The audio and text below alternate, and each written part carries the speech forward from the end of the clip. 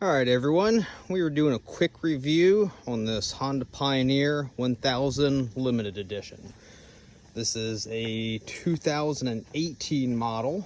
I actually got it in 2020. I got it brand new though. Kind of a interesting story. I was just kind of looking online and found this at a dealer's website. Said it was new, but 2 years old, but listed for $14,000 and brand new at the time. These limited editions were going for around 20. So I called them up, asked what was going on, figured it was just old inventory they couldn't get rid of. And turns out that another dealership went out of business. They bought up all their inventory and was just moving it along. So this thing was for sale, cheaper than they could buy them for from Honda. Still brand new in its original crate, bubble wrap, full warranty, and cheaper than I could buy a base model for at the time. So I put a deposit on the phone and ran over and bought it. But anyways, I've had this for 4 years now, got a couple thousand miles, a little behind on finally doing one of these things, but overall, very, very much like it. I have zero regrets buying this thing. So like I said, this is the limited edition, so ended up coming, actually it didn't come with the winch. I added that on along with the roof and the windshield, which I usually take off during the summer. It's got the Fox shocks, which have settings, so you can adjust those depending on your load and how you're riding and so forth. Did not come with the dog. I added that on. A limited edition here. It's got the paddle shifters. It's got your standard gear shift. Has four-wheel drive, which they call an intelligent four-wheel drive. What kind of moves power to wheels as it's needed. You got your two-wheel drive, where the back wheels have a locking differential built into it. Then you have your turf mode, which is also rear-wheel drive, but there's no locking differential on it. And in all honesty, that turf mode will get you through 90% of anything you're going through. You got your lights, you got your hill assist. So if you're stopped on a hill, you can you hit that button, and then it'll kind of hold you in place while you get your foot from your brake to the gas, so you don't go rolling down right away. It's got a automatic or manual transmission button. Never really mess with that. I just kind of leave it in the automatic. And then it has a sport mode, which actually changes the gear ratio in case you want to rev it and kind of have some fun like that. I did add a few accessories on, where I kind of added my own little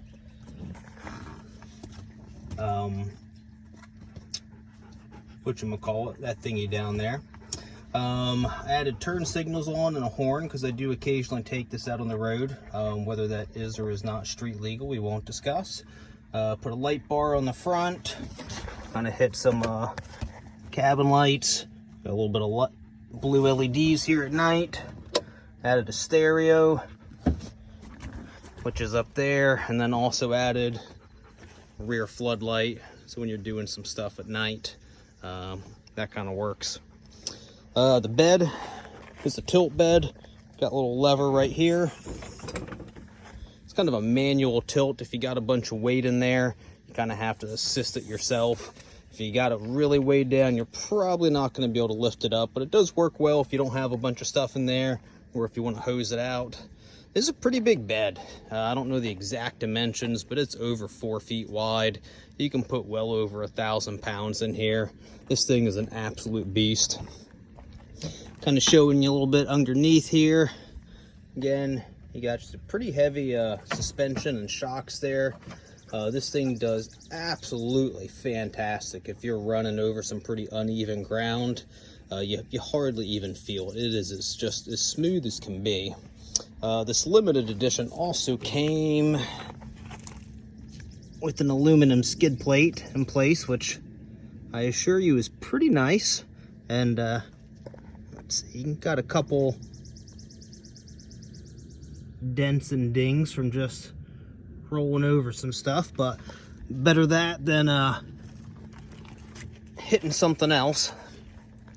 A couple things that I don't like, well, I shouldn't say I don't like, but a couple things of note here. So the skid plate kind of covers the important stuff, but it doesn't cover kind of where your feet sit here. So I've hit a couple things, and these little things that hold everything in place, half of them have popped loose, and kind of always fighting that. Nothing major, but just one of those little things I wish that they had fixed or wouldn't have to deal with. Seat does pop out pretty easily. You got some storage underneath there, and then you have access to everything, and I very much need to get this cleaned out. But you got your main engine, kind of some additional wires just from all the stuff I added in there. You can see the skid plate down there. So moving along, I also added in some mirrors, which kind of helps. There are the turn signals I added on, trailer hitch. I've towed small boats and things like that with this thing, absolutely no problem.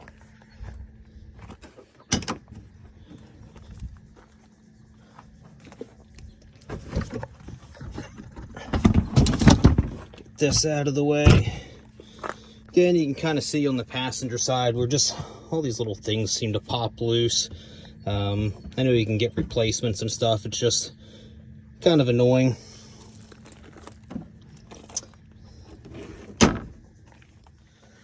Do have a couple little nicks and tears and some dings and things like that, but I ride this thing pretty hard through the woods, so that's pretty much to be expected. But if you look at it here, kind of going down the side, you got this, basically it's plastic, so you get some scratches and stuff, but it's pretty minor and holds up pretty damn well. And for as much shit as I've run this through and going through brush and everything else, it's held up very, very well. The red paint here in the front, got a couple spots where it's wearing off, but again, from everything I've put it through, it's held up pretty well, actually. I'll show you under the hood here. Just some plastic clips that kind of hold this in place.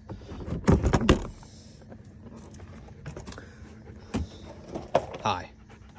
Another thing that I did was, so this is the main battery that it comes with, this little horn that I put in, and I think they kind of know or expect that people are going to add accessories, things like that.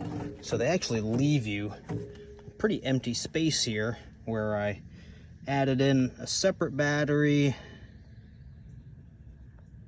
and then added that thing there in, which connects the two batteries.